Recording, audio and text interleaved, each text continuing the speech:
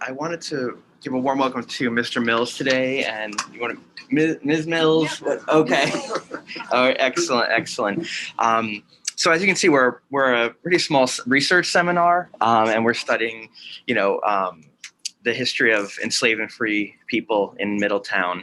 And last week we actually read A Century in Captivity. Okay. So the reason why we're talking about this today is, Mr. Mills, has devoted countless hours to uncovering Prince Mortimer's story and going beyond the book that you read last week to see what was missed and what was not covered, and kind of your experiences navigating the archives, the Daughters of the American Revolution, your own family history, your motivations and inspirations, and any and all of that. We're just lucky to have you and grateful that you're here. And we connected. You've done a really good job of tracing your journey online, and I've been following along. So that's how we connected. Anyone who's researching Prince Mortimer is on our radar. So, and then at the end we'll have plenty of time for question and discussion. Okay, but yeah. Awesome. Well, I appreciate you inviting me. It's kind of you. Thank you. It's nice to see all you guys. So my name is, my birth name, Johnny Mills Jr. I was born in San Diego, California, and we got some Cali people in the house? San Diego. Oh, okay. All right. I feel better now. I'm at home with family. Okay. So yeah, in 1970 I was born, and I was born to parents that had distinct backgrounds, come from distinct areas of the country. My father's family came from a lineage that came from Texas, and my mother's side came from a lineage that came from the north, up here in Baltimore. Her mother was from the island, from Jamaica, St. Thomas. And my mother's father, his lineage, again, was from Baltimore. But that's about all I knew growing up. I didn't know anything more about the family. That's about all I knew.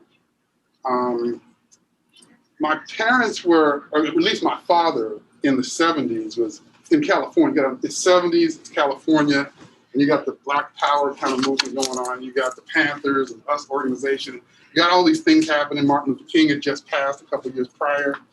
And so he was a very militant, right?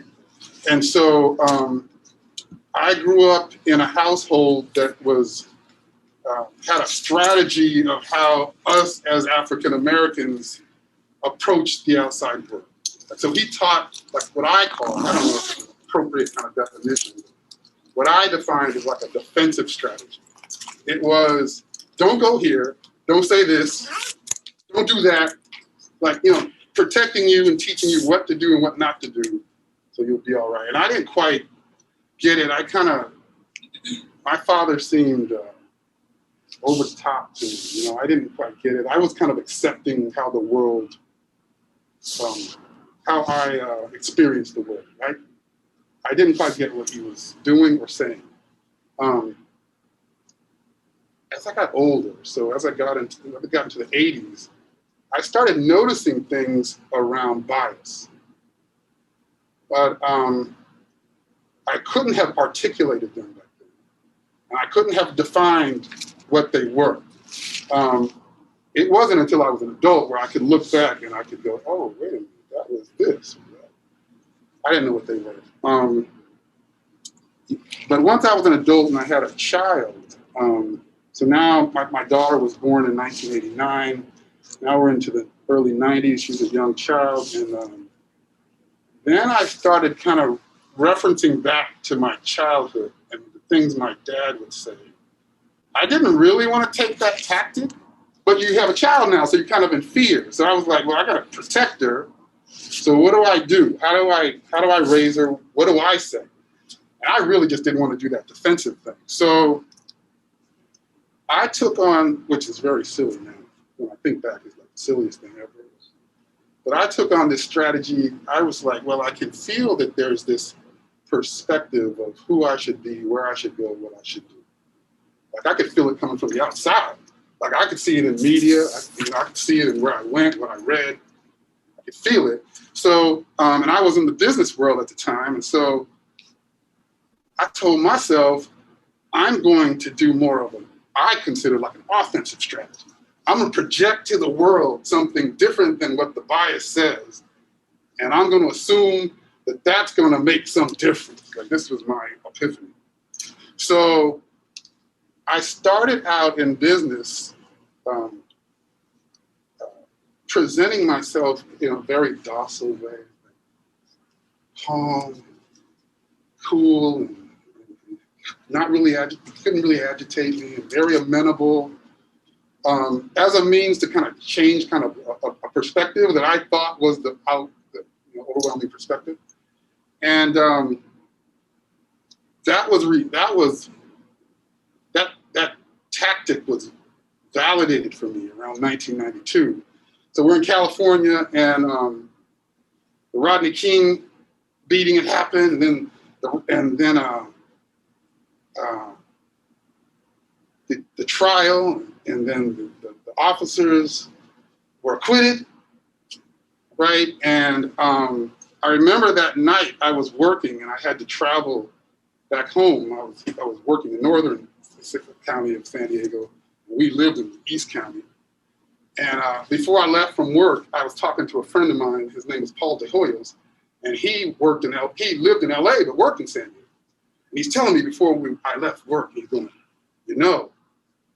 if they find those officers, not guilty, they acquit them, they're going to be burning stuff down in LA. And I'm like, you're crazy, you're not burning nothing down in LA. Like I'm telling him that doesn't make any sense.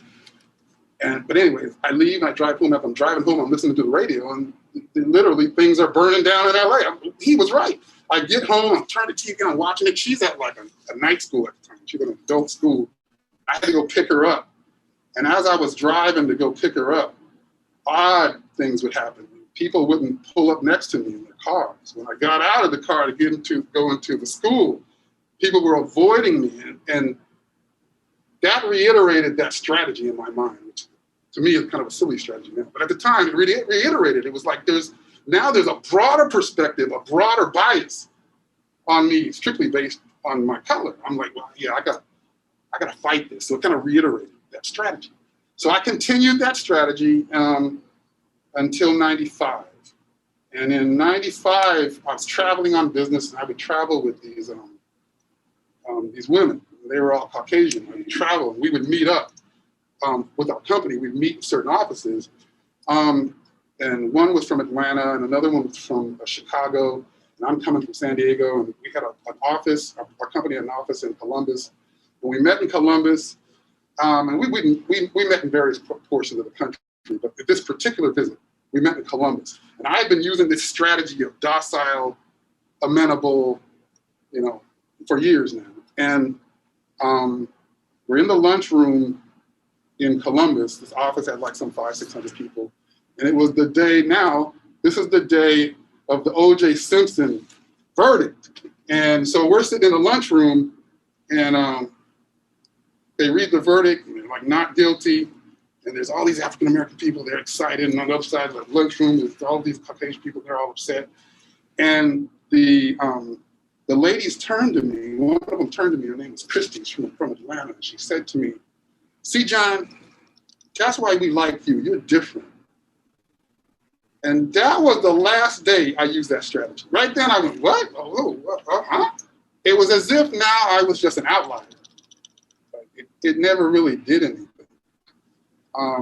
So from that day forward, I kind of reverted to my father's strategy. I went to, okay, it's defensive now. So from that point forward, I was telling my daughter, don't go here. Don't do this. Don't say that. Like I did the same thing he did. Forgive me.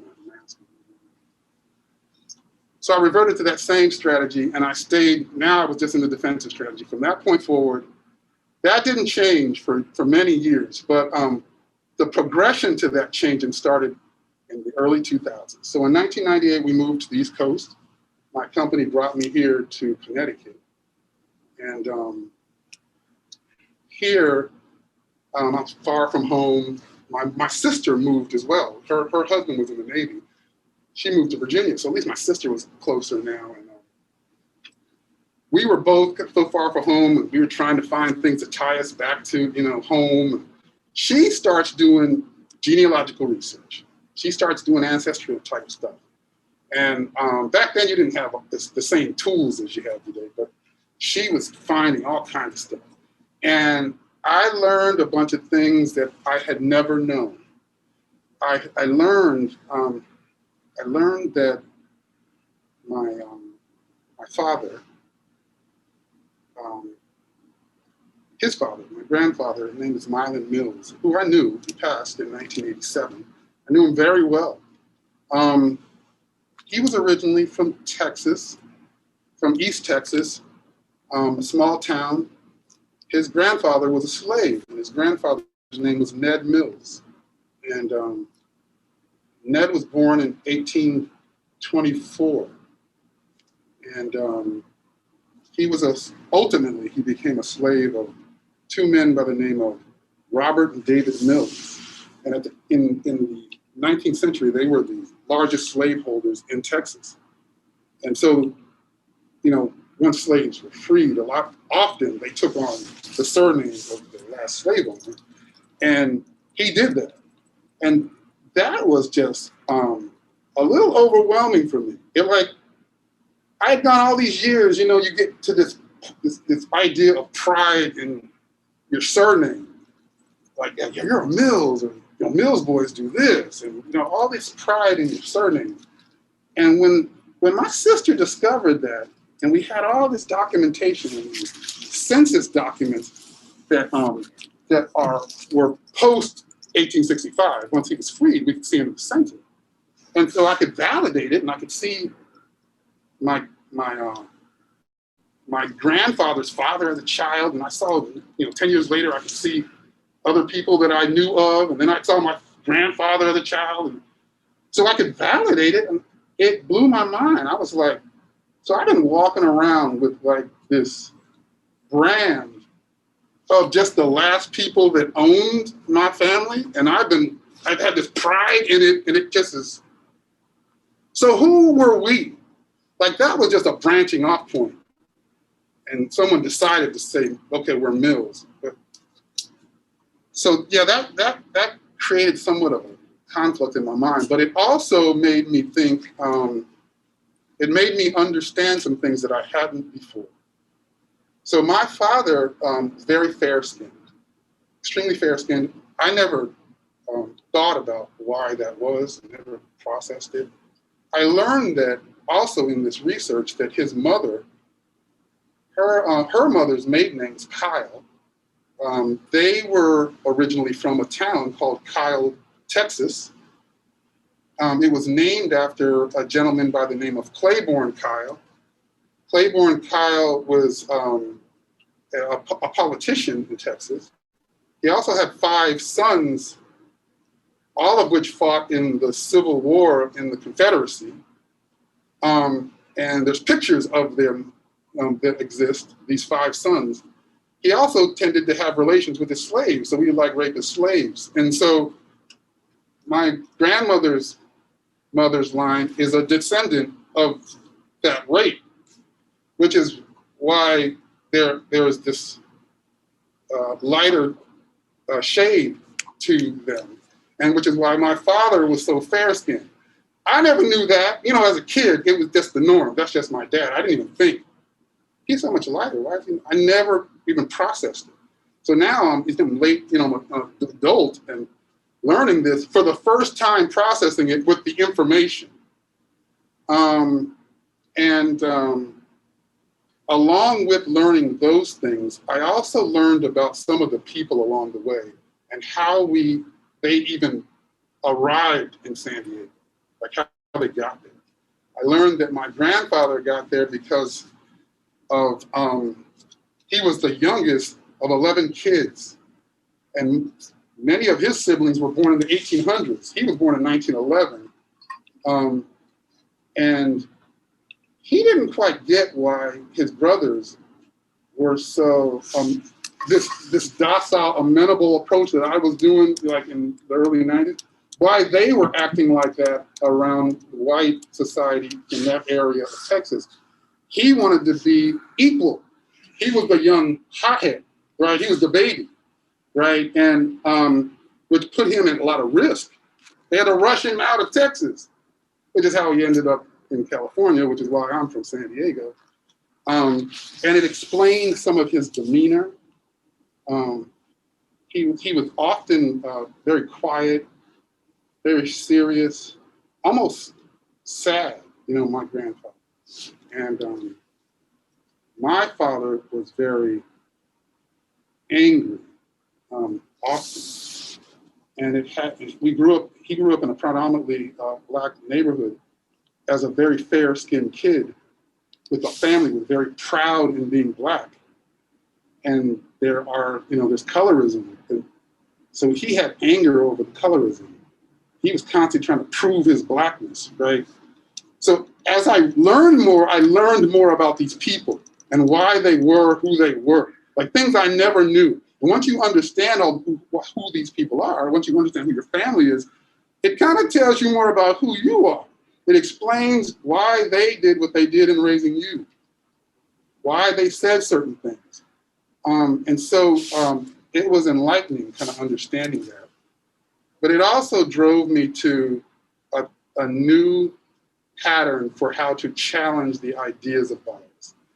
And my new thought was the fact that I learned all this history and it gave me a clearer picture of why I had my perspectives. Well, maybe that's what would happen if everyone had a broader idea of history. Maybe they would change their perspective.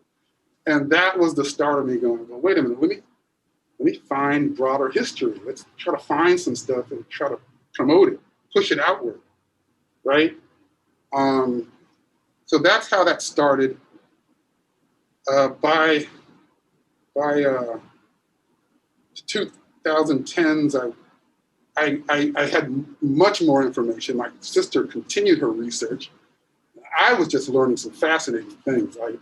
We traveled to Texas trying to find where my grandfather's parents were buried. We were able to acquire a picture of my grandfather's mother. Her name was Eliza. We learned that she died of the flu pandemic in 1918. We're looking at the death certificate. It tells us she's buried in this cemetery. It's called Hickory Grove B. And we were like, we gotta go there. So me and my sister, we get on a plane, we travel to Texas, and we get to the cemetery. Our assumption was that we weren't just gonna find her and her husband there, we're gonna find her husband's father, Ned Mills, my great-great-grandfather. We figured we're gonna find him there. We're gonna learn things from these headstones. Another piece of this, as we researched, we constantly got to this sticking point at 1865, right? If a person was born prior and then was alive post, we could find them and we could learn something. But if they were born prior and didn't make it to 1865 before they passed, it was extremely difficult. There was very little documentation. They were owned and didn't have surnames, or they were just a number on a slave schedule. Or, there would be 20 people with the same first name. We don't know which one is them. So at 1865 was like a hard sticking point for us. So we were understanding that there's a lack of documentation. Our society at that time just didn't value the life of a person of color in that way to capture documentation. So we were hoping that cemeteries could get us more information. So another reason we traveled to Texas, we were like, we could find headstones, we could see stuff, document, we could find stuff. We get to this place, we find Hickory Grove Cemetery, and it's beautiful. Grass cut, wide open field, no trees, bright sunny day, all the stones look beautiful. We're like, this is awesome. So we're walking through the cemetery. I never find my great-grandmother. I never find anybody that I'm related to. And I'm thinking, but the death certificate says Hickory Grove. And then we thought about it again, wait a minute, it says Hickory Grove B. So where's B at? I guess this is A. We're thinking. We eventually learned that the B stood for Black. So while we were there, so we went, okay, well, where would the Black cemetery be? And just over the fence is the woods. And we could see along the side of the fence, there's like a lightly driven path. You know, like somebody may have walked there once every couple of years. Like you could kind of tell, but it's not really a path, kind of. So we walked it and walked into the woods, and sure enough, in the woods we would find, you know, in the midst, it's, you know, it's light out here. We get into the woods, it's dark because all these trees, and down trees and brush, and we could see like stones and broken stones, partial markers, something that we know is a grave, but there's no real marker. Yeah, our people were in the woods in the back. And so that also was telling, right? Like even in looking through the cemetery, we still were unable to find my great-grandmother that day. We eventually did. That day we didn't. And it was another sign to me of how not only in like public documentation, but even in the cemeteries, there's the lack of documentation because some of these cemeteries are lost and they're not kept up and no one's trying to protect them. So that was telling. And so that aligned to kind of my go forward path as well. It was like, tell the broader story about who people were and who we come from and what the country was like during that time, but also find ways to publicize what is occurring with cemeteries where African Americans were buried in the past. So that aligned, right? Which will eventually align to this story of Prince Mortimer and many others that I found here, just to close out that piece, literally like 4 years ago. I mean, so now it's years since we've been to Texas. 4 years ago, we eventually discovered that my great-grandmother and my great-grandfather is actually there in those woods. Markers we likely saw, but you can't read anything on them. They're just like small, like sticks or some type of metal rod where there's a square, and at one time there was writing on something in the middle of this small little square, but you can't read it today. We had a guy that worked for the police department. He went out there and did some type of light forensics and was able to find what was written on those things. And he was able to pinpoint, oh, this one says Eliza Mills, this one says Robert Mills. And so he found exactly where our great-grandparents were there. But anyway, that's just to close that out. We eventually did find them. So bringing that to today, I would travel, commonly it would be around Black History Month, you know, but not always, sometimes in the summer, but commonly it would be around February. And I would go places in the South, and I would be in search of stories that weren't the common story, right? Like I wasn't looking for, you know, Martin Luther King story, or I wasn't looking for, you know, a Harriet Tubman story. I wasn't looking for these common things. I was looking for like an uncommon story that didn't tell you something about the 1 in a million person. Like it told you something about the million, like the average guy. Like if I lived in the 19th century or the 18th century, like what would my experience have been, right? And so I would be looking for these odd, unknown stories. And I would find locations, and we would travel there, and we would take pictures, and I would come back, and I would write something relative to it, do some research, and tell that story as a mechanism of broadcasting. This is our history. This is what is not truly taught. This is the truth. So I would continue that for some time until the pandemic. So then the pandemic hits, and you can't really travel. Right? We couldn't even really, at the beginning, just drive across the border to Massachusetts, right? It was like, you know, you can't go. So I started trying to find mechanisms. Well, how do I keep doing? I can't do this now. I can't fly anywhere. And that's what brought me to, well, I guess I got to find stories in Connecticut, right? and I'm like, we're all stuck here, yeah. I got to find stories in Connecticut. What stories in Connecticut? Which reminds me of this book I'm still reading. I think it was published here at Wesleyan. It was called The Log Books.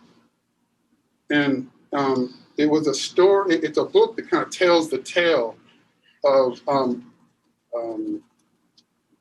ship logs from a ship captain's perspective, logs that were taken, and what their journey was like in capturing slaves when they were in Africa, and going to the west coast of Africa. And I can't remember the author's name, Anne Morrow, or I can't remember. She wrote this too, Anne Farrow. Anne Farrow. Yep. Okay. Oh, awesome. Okay. So in that book, in the preface of the book, she has like these lines about this perspective of Northern slavery, right? As if, yeah, it wasn't so bad in the North. The North was trying to end slavery. Like, she writes all these things that were the perspectives she was hearing, yet she knew wasn't actually accurate because of the research she had done, and that was a part of her drive to kind of tell a more in-depth story. And when I read that, like, that aligned to what I kind of started discovering while I'm here kind of doing this research along my path in Connecticut. So I find this individual, his name was Fortune in Waterbury. He dies in 1798, I think. And he supposedly fell into the river. He just fell on a rock and dies. He was a slave. His master pulls him out of the river. The master happened to be a doctor, a bone doctor. So he takes his body back to his home, cuts his body up in pieces, boils them in a pot so all the meat falls off. Then he uses the bones as a means to like teach other people about anatomy. Fortune had a wife and kids that he also owned. So I'm not sure how he explained that to them, but he uses these bones to kind of teach people. Those bones are then handed down to his son. His son learns and becomes a doctor off these bones. The son hands him down, and like his niece becomes a doctor off these bones. That's handed down. I mean, it goes like 4, 5, 6 generations until you get into the 1930s. And the last person in his lineage who was a doctor decides to donate them to a museum in Waterbury. And the museum goes, well, this is awesome. So then they display them alongside slave tools. They sit in this display from like the 30s till 1970. And then in 1970, finally someone goes, that might not be cool. And so they're all right. So they take the bones down, put them in a box, and they sit in the basement from 1970 until like 2005 or something. When finally, another event causes them to like do some broader research, and they eventually determine, oh, this is guy Fortune who fell. Oh, wow. And they were learning, the archaeologists and folks that learned a lot from these bones. By 2013, they had the question themselves. They were like, wait a minute, should we be doing all this research on this guy? And they finally decide, well, we need to just bury him. So they bury him. And so that was the first story in Connecticut that I posted about. And there was a question around morality and what was considered to be okay in that time, and what oppression looked like for African Americans of that time. And what is it about our society that would have allowed from 1798 till 2013 for this individual to be lost, and then eventually decide that we probably should land the rest. So it just kind of posed a lot of ethical questions, right? But on top of it, it also put a spotlight on the fact that this doctor sold away his kids after that incident as well. And there's no real clear picture of what happened to his wife, but my assumption is she likely died in Waterbury as well. The cemetery of that time no longer exists. There's a library that's built on top of it. So as a part of that story, it kind of aligned to my story of my cemetery, and we find it and it's not been kept up and I can't find people. Well, this is another story of lineage of some African American today. If they tried to find their family, they are not going to be able to find the location because the cemetery has been built over by a library in Waterbury, right? So that portion of it kind of aligned as well. So again, an ethical questions I kind of pose in that story. Others I talked about as well. I heard you guys read Venture Smith's narrative as well. I posted about that. Specifically, I was asking the question relative to the museum, the Stanton House. He at one time was owned by Thomas Stanton. And I was posing questions as to why in the museum they present a very clean picture of the house represents kind of a convergence and collaboration between multiple cultures, being Native Americans, the English, and the African Americans. They paint this clean picture, but if you read the Venture Smith narrative, you don't get that picture, right? His words give you a picture of struggle, which is different than what you'll hear if you go to the museum, which also is similar to Fortune's story in Waterbury. They still have a display in Waterbury at the museum there. But the display for Fortune says he was an immigrant. And that doesn't paint the appropriate picture, right? Like Venture, he probably was captured off the west coast of Africa. Venture watched his father being killed during that capture. There's probably more to that story than what the museum, these two museums, the way they clean it up, the way it's presented. And again, also kind of aligned to what I was trying to do. I was trying to tell stories as they were for the average person of that time. As it relates to Prince Mortimer, I stumbled across Prince Mortimer in finding Richard Phelps' book about Newgate. And I read that brief paragraph that they have. And I think Dennis Caron kind of has that paragraph at the beginning of his book. I read that brief paragraph, and that one struck me. And I immediately wanted to go find, like, wait a minute, he was in Wethersfield? Where is that prison, right?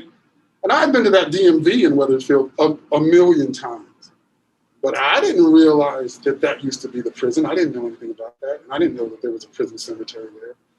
And so, not knowing anything, I take my wife, we go out to Cove Park. And we're like, where was this prison at? And as we're there, I'm realizing, oh, it's where the parking lot and the buildings are. But where was this cemetery? And we're just wandering around. We have no idea. We're just wandering around. And we eventually find the prison cemetery at the back of a field next to Cove Park. There's a small plaque there. And there's on the ground, and there's a larger plaque that just kind of talks about the prison.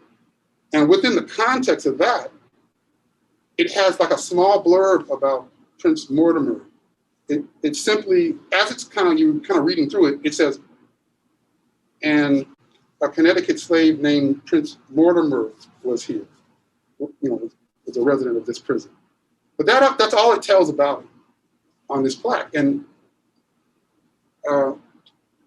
my thought, and just at that point, just knowing about Richard Phelps' paragraph that he wrote on it, I thought, that doesn't tell the story. That presents itself as if he was a criminal, and that's it, right? That's all you get from that. And so I immediately wanted to learn more to see if I could tell a broader story. Little did I know how far that story went. I didn't know. So I find Dennis Caron's book, and so I start reading it and learning more and more about, the idea that he was captured when he was 6 and brought to this country on a slave ship that was soiled and dirty and likely caught yaws in that way, and worked at the rope walk here in Middletown, and likely was a participant in the Revolutionary War. And the idea that, at the time, a lot of slaves were being sent to war, often came back and were freed. And the idea that he wasn't, whether or not that was a promise to him, I don't know, but the idea that he wasn't struck me in reading through Philip Mortimer's will. struck me how kind it appeared he was in what he was endowing to some of his slaves, particularly Jack Mortimer and Sophie and their kids. Yet when he talked about Peter and Prince, who were supposedly such valuable workers in his rope walk, it was very benign. It was like, well, you got to stay slave for 3 years, and that's okay. That struck me. I was trying to figure out what is that saying, right? But yeah, I just was fascinated by the whole thing, and then the idea that is contested by George Starr and Anne, and they win, and then this is likely the second time he was supposed to be free and was not, and then for another 15, 16 years he's enslaved to George Starr. I was just upset, right? I'm reading this, I'm like upset. I'm like, what? So when I hear that there's a possibility that Jack and Prince, collaborated in poisoning George Starr with arsenic in his morning chocolate, if I'm honest, I was like, okay, Anne, like what would you do? You've been enslaved for 70 years. Twice they told you you're gonna be free and you weren't.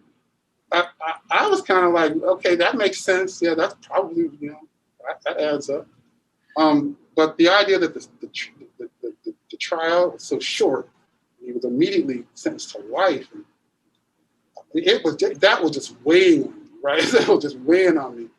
So I wrote a post about that and the context of it and what I saw when I was at Cove Park and what that plaque said and the idea that he's just kind of stabled a criminal in this. And you don't get any of that context. None of that context exists anywhere other than this book or that small paragraph. And the fact that if Richard Phelps hadn't told that story in 1844, which was 10 years after Prince had passed, had he not told that story, we likely would have nothing. But he just happened to tell that story.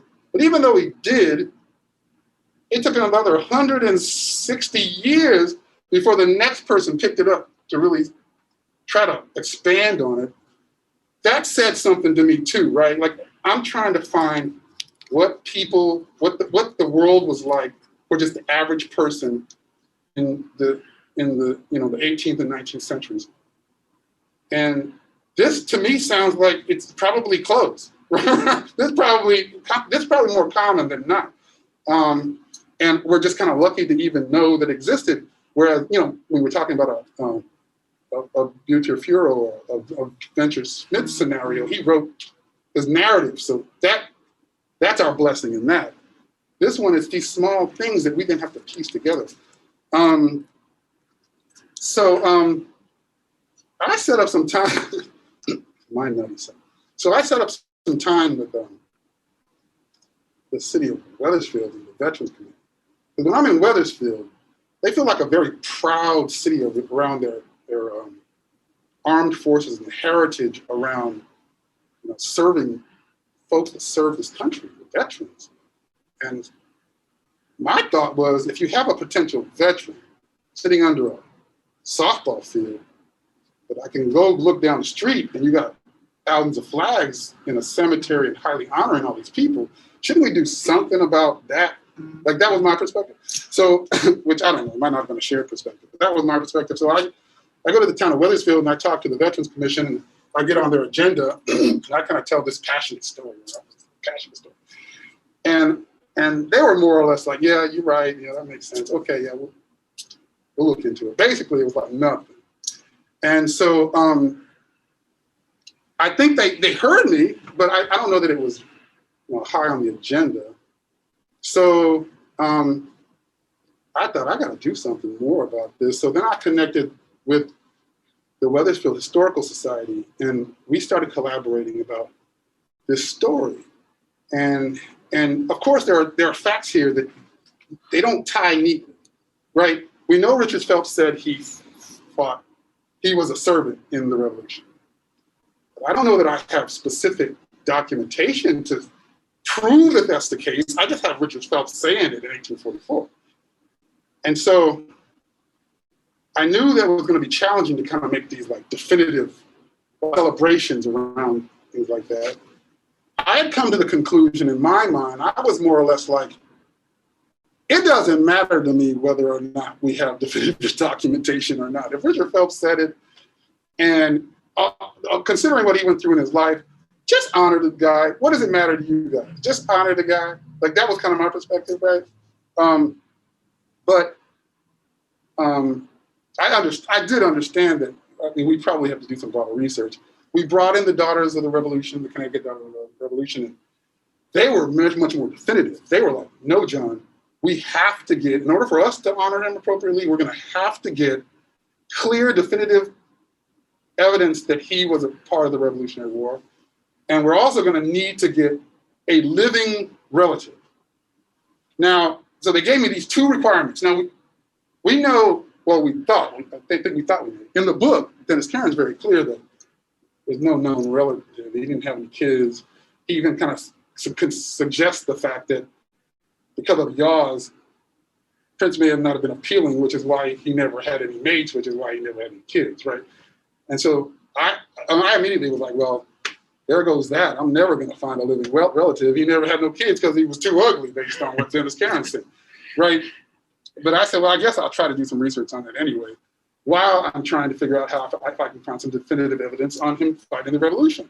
I eventually I discovered that when I was at the Connecticut State Library, because I wanted to see these documents that Dennis Caron references.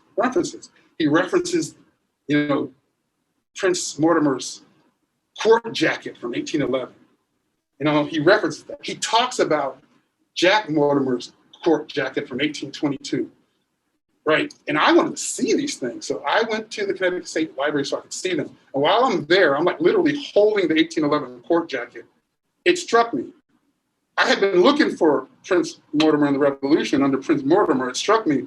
These things don't call him Prince Mortimer, they call him Prince Negro. So if the state saw him as Prince Negro, or maybe in the Revolution, maybe that's the way they saw him, that's where his name is probably referenced. So then I start researching Revolutionary War participants by the name of Prince Negro, and I'm able to find 3 from Connecticut. Now, because I think naming their slaves, naming them Prince was a common thing, and which is another element of this. You know how Venture, his actual name was Furo, and when he gets on a slave ship, he's purchased for like 4 gallons of rum and some cloth. And the guy just renames him that day, Venture, which is probably a similar case with Prince. And so these are common names. So I discovered that, there are 3 people, slaves in Connecticut, that also fought in the Revolution, and they went by the name of Prince Negro. So then I start researching these 3 people to figure out, okay, one of these people is probably him. One died in like 1775, in 75 or 76, in battle. So I'm like, okay, that ain't him, he's dead. Second one was a Native American. He wasn't black. And so there's only one in Connecticut in the Revolution that they referred to as Prince Negro. The interesting part about that is that individual was a part of the Connecticut 5th Regiment. And the Connecticut 5th Regiment was with George Washington at Valley Forge over the winter of 1777 and 1778, which aligns to what Richard Phelps said in his book, that he served George Washington, right? So now I got this one individual, he's the only one, he's from Connecticut, he's in the 5th Regiment, and I can tie that person, he's with George Washington, and he was a slave. So I'm all like proud, I'm like, I got it, that's it, right? No, Daughters of the Revolution were like, no, you're right, that is a guy named Prince Negro, and you're right, he's with George Washington, but we still don't know if that's Philip Mortimer's Prince Negro. Right? It could be any prince, we don't know. So that wasn't enough to satisfy that. So I'm still on the hunt for some definitive proof that Prince was actually sent. That's still a challenge I'm working on. Relative to a living relative, I was able to find Christ Church records. In the Christ Church records in 1803, Anne Mortimer Starr is there with, I guess she's the parishioner, and she's bringing her slaves, right? She brings along kids that it's listed in the Christ Church records are kids of Jack Mortimer. It has their names. And they're people that I know are kids of Jack Mortimer. They're listed in documents later on that I find. And one of them is actually listed in his will. But the fascinating thing is, it also lists a Negro woman there. Her name also Anne. She had 3 children. I believe it was John, Samuel, and Zilpah. And it says they are the children of Prince in the Christ Church record. So then I'm like, oh snap, he had kids. So where do these people go? I can't find many. I eventually could possibly find one. And that was with the help of Dr. Nafta. I find that there are records of Martha Mortimer. So George Ann Starr dies in 1817, I think, and George Starr dies in 1820. So everything kind of goes to Martha, their child. 2 years after 1820, so now Martha has all this property that passed down through Philip Mortimer and through George Starr, and now it's to Martha. In 1820, Jack Mortimer, who along with Prince, we believe were collaborating in trying to poison George in 1811, right? In 1822, Jack burns down a home owned by Martha. So Jack Mortimer sent to Newgate Prison. Now remember, Prince is already at Newgate Prison. He went there in 1811. So 11 years later, 1822, now Jack's at Newgate Prison. So Prince and Jack are there together. That's interesting to me because I start finding pieces that commonly seem to tie Jack and Prince, right? When the poisoning of George is like, there's a tie. Is that Jack and Prince? Oh, we're gonna drop the case on Jack, we'll just prosecute Prince. And now Jack seems like he's still mad because he burns down a house with Martha like 11 years later. Now he's in prison. He's in prison with Prince. Same place, right? 6 years later, 1828, Martha decides, she says in her court document, I'm gonna do the will of my parents and deed land to the children of Jack and Sophie. And so that was a document that Mr. Nasta showed me. And I went to the Connecticut State Library and I actually found the actual document. And so I'm reading through it. And yeah, it says some things that were very interesting. One of which was Amaryllis, who was one of Philip Mortimer's slaves. It lists in there, she's a child of Jack. Now, if you go back to Philip Mortimer's will, it never says that Amaryllis is one of Jack and Sophie's child. That was news to me.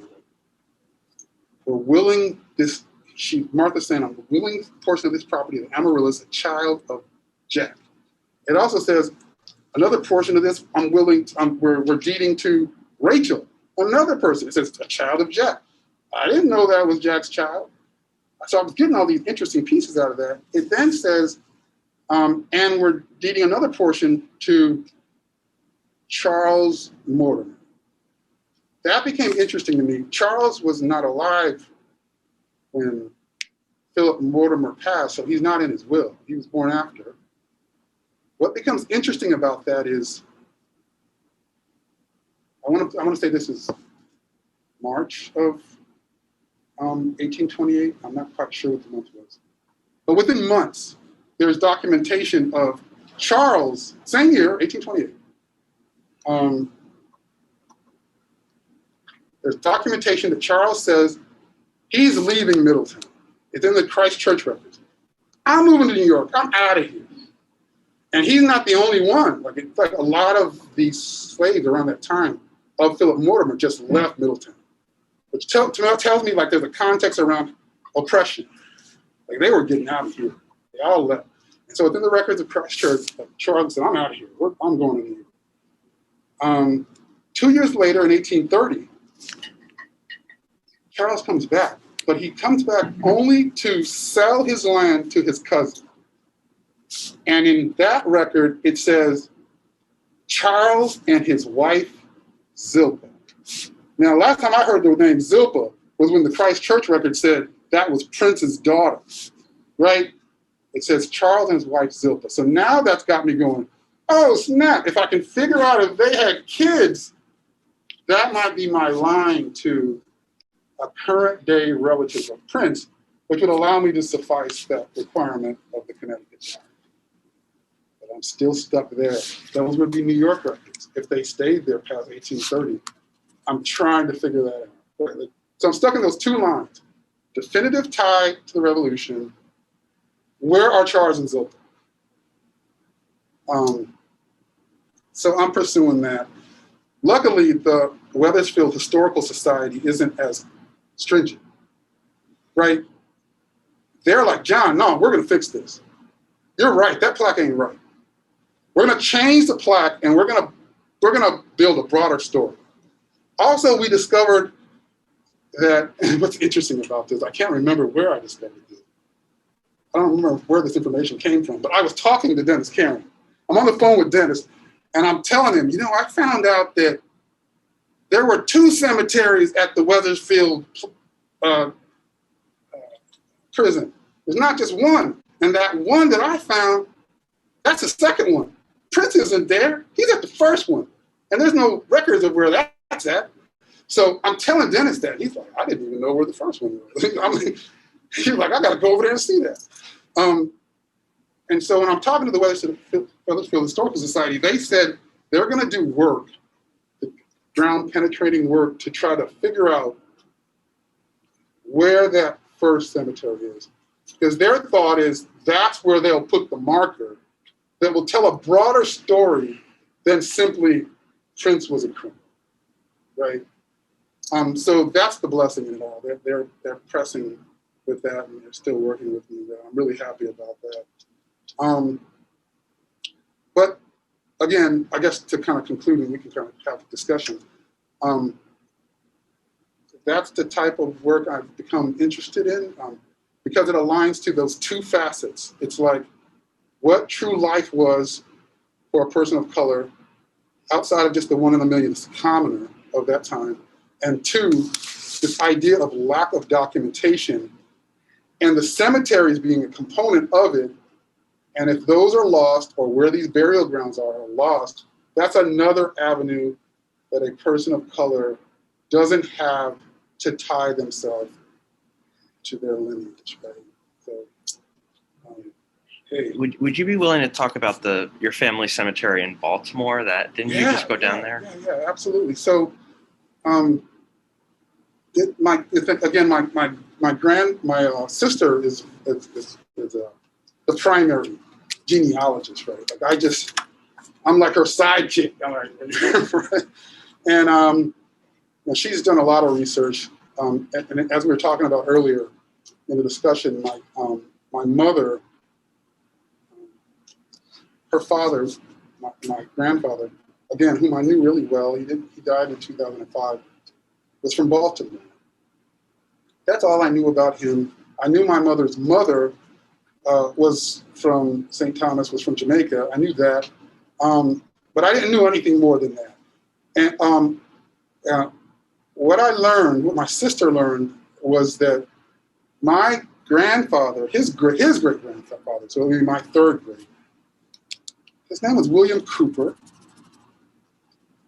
He enlisted in the Union Navy in 1864 in Baltimore. He was on, he was in service through the end of the Civil War. After the Civil War, he passed some years later, was buried at Laurel Cemetery in Baltimore. Now, at the time, Laurel Cemetery was a Black-only cemetery where Black people were buried. And over the years, in Baltimore, there's also a national cemetery for veterans, right? But that came about later in life, after he died. At some point, the town was like, we're going to move bodies from these other cemeteries that were veterans. We're going to move them to this federal cemetery in Baltimore. That didn't really happen for many of the folks in the Black-only cemetery. That didn't happen for my great-great-great-grandfather. So he remained at Laurel Cemetery. And eventually in the early 20th century, that property was sold, it was paved over, stones removed, and now it's a shopping center. So the cemetery doesn't exist, and the bodies are just under the parking lot. And so some 15 years ago or so, there'd be storms, right? And a tree would fall or something would happen, come up and there's some bones or headstones or something, side of the parking lot. And so that stirred up all kinds of news, because in this day and age, there's a lot of people don't even know that used to be Laurel Cemetery. So folks in the area are like, what in the world is one of those bodies over here? So there's work happening now to put a memorial there and try, put something that kind of tells the story of what lies beneath this parking lot in Baltimore. But my sister and I want something different. Like, we want a stone placed at the federal cemetery that represents who he was. We want that history somewhere, right? I know they can't go, there was like some 15,000 people buried in Laurel Cemetery. They're not going to dig that all up and do DNA testing and find William Cooper, my great-great-great-grandfather. So we recognize that. But we want a stone placed at the federal cemetery. So that's the work that my sister and I are currently doing to try to figure out if we can get that done. It's costly. It sounds like they're going to charge us a ton of money to do it. But we're working it. We're trying to figure out how to have that done. We went there and kind of visited to see what, where is this place? What does it look like? What's the neighborhood? What are the folks like? And we took a picture in that parking lot. And I think that's what you're referring to. I kind of posted this long story. I talked about the ships he sailed on in the Civil War, one of which was a Confederate. It was interesting. He was on one ship that was a Confederate ship. It was one the Union Navy captured and then redeployed it as a Union ship. And he was on that ship. And so it's a fascinating history. After he died, his widow, so my great-great-great-grandmother, she applied for his pension. And she was denied the first few times. It took years, but she was eventually granted okay, and they were paying her $9 a month back in the 1920s. So that was fascinating as well. But it just, again, aligns to this common story of a lineage lost. In life, there was lack of documentation. Intended. Names taken from it, like Venture. His name was Brutier. We named it. No surname in life. Outside of slavery, they may have chosen to take on the slaveholder's surname. But in life, that was considered demeaning to the slave owner if the slave was using your surname, right? So that element being a lack of documentation, creating a struggle for us to kind of tie ourselves to our history. The value I found in tracing back to Ned Mills and how it told me who people were, why they acted as they did, the history it told me and I learned around bias, and the fact that I thought others could learn from that, yet have this information gap. And if you add on top of that, the loss of these cemeteries is really the picture I was intending to try to paint. Wow. Thank you. Really. I thought we could have discussion. There's so much. There's just a few things I want to say in response. One is that this course is called Black Middletown Lives. And I think that that's thinking about your life, your ancestors' lives, Prince Mortimer's life, Venture Smith's life, to keep the lives at the center, right? That there's nothing abstract or dry about this, right? And it really is, I think your research shows that, and your research is really based on your life, right? You don't just have some curiosity, right? It's really about your life. Yeah, that's the interesting part. And history is very interesting. Don't get me wrong, very intriguing. But I never had a passion about history. It was always an intent around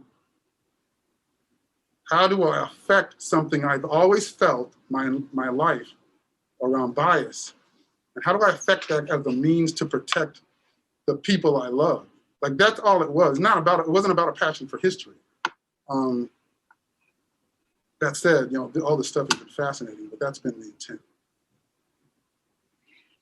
And any questions, things you want to bring up, follow up on, ask about before I jump in again? Fascinating. I have 3 questions. Okay, so the first one is, you said that Amaryllis was Jack's child. Yeah, that's what it says in the in Martha's deed. That's what it says. All right. The second one is, what would you recommend for people that want to research more about the enslaved people under the Mortimer? What would you recommend for people who?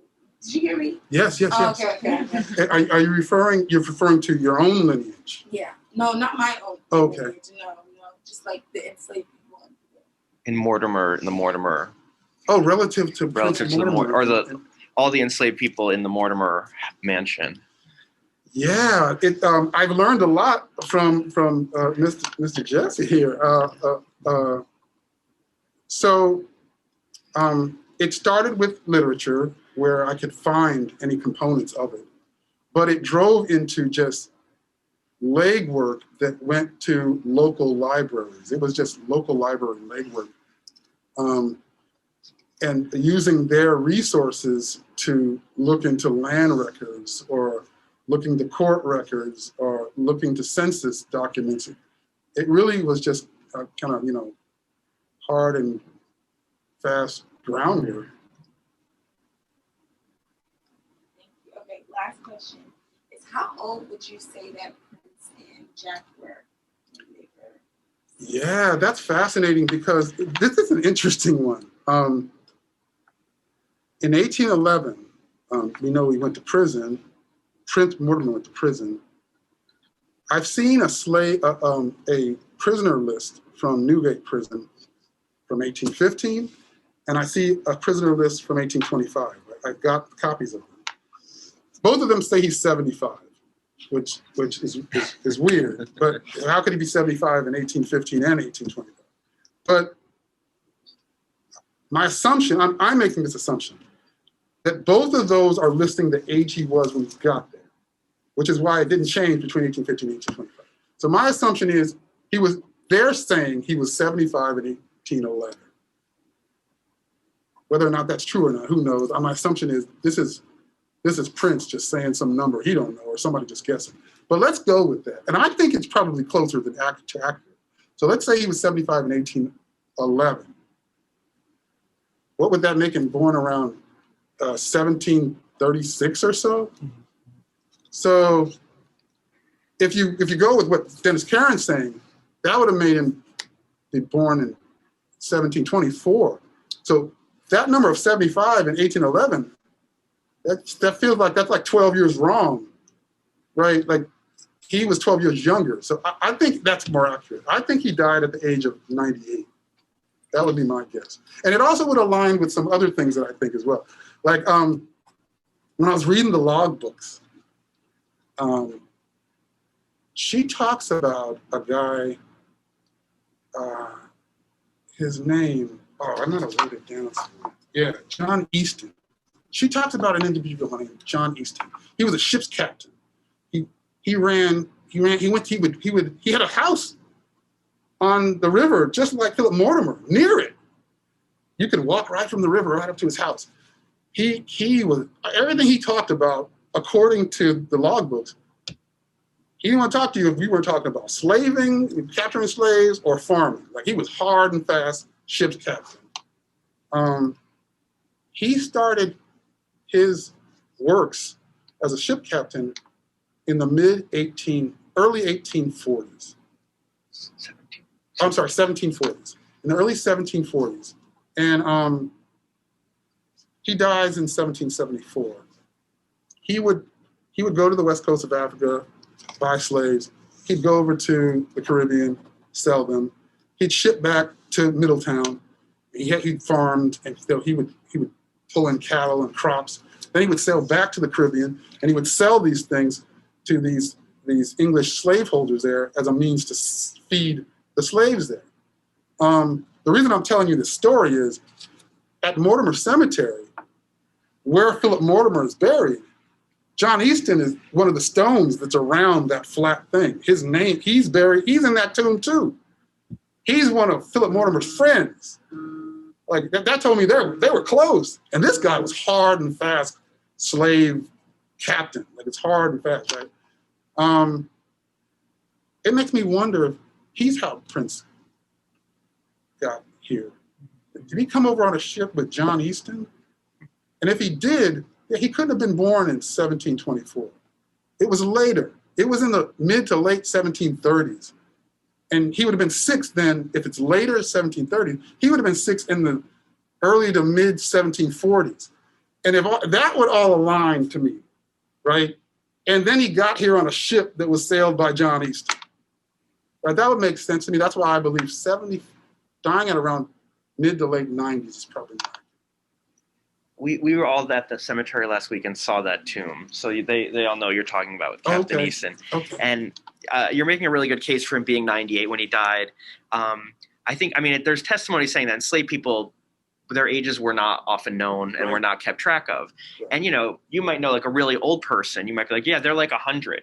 They might be 90. They might be 94. You know what I mean? I think that's what happened with Prince Mortimer. 110 was just meant really, really old. Right. So 98, 110, nobody was really there. It's not like they can go back to a birth certificate and check. So I think he could have been anywhere from 90 to 110. I believe any of that. Right. Yeah. Well, good question. Thank you. Jess. I'm curious about some of the differences you found researching enslaved people in the North versus some of your own relatives in the South. And kind of like the difference in records just being in it, like some of the extent of like detail that is possible in the North seems really hard to find in the South. Yeah, absolutely. I'm curious as to like your experience with that. Yeah, well, so in researching my family, it's very specific. Like, it's someone with the DNA of mine. So I'm not casting a broad net. It's very narrow. And that narrow net, yeah, it's incredibly difficult. Right? It's been incredibly difficult. I've got walls along a whole bunch of lines where we're just stuck, right? We have other ones that we're able to proceed. Some lines, if I diverge into like Irish background, then it works, right? If the slave owner was Irish and they had a relationship with them, then I could just diverge into the white lineage and then it works. But if I want to continue down an African lineage, I have all these walls, I'm just stuck. So from a Southern perspective, yeah, it's been like incredibly difficult. From the Northern perspective, if I'm just looking at like broad, it's been more broad. With the exception of my grandfather's lineage. That's been very narrow. But it's been generally very broad in the North. So it's been easier because if I hit a wall, I just jump to somebody else. But I think it's also been a little easier because like my great-great-grandfather Ned Mills, again, I have nothing until 1870. There's literally nothing until 1870.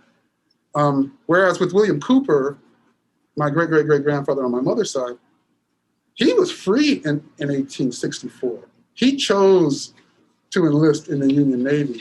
So in the North, you know, dating back to the late 1820s, they were free. So I guess from that perspective, it's been easier because they were freed sooner.